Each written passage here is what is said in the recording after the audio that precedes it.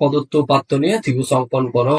এখানে একটা দেয়া আছে পথে ভূমি 3.5 সেন্টিমিটার। ভূমি আসলে এখানে 3.5 সেন্টিমিটার, প্রশ্নকর্তা যেটা দেয় সে অনুযায়ী তোমাকে স্কেলের সাহায্যে মেপে নিতে হবে। ভূমি সংলগ্ন একটি কোণ দেওয়া আছে 60 ডিগ্রি।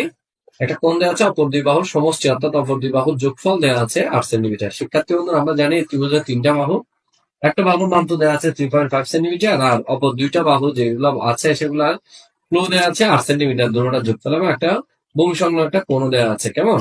আমাদের কি করতে হবে? এই প্রদত্ত উদ্দীপকের আলোকে আমার ত্রিভুজটা অঙ্কন করতে হবে।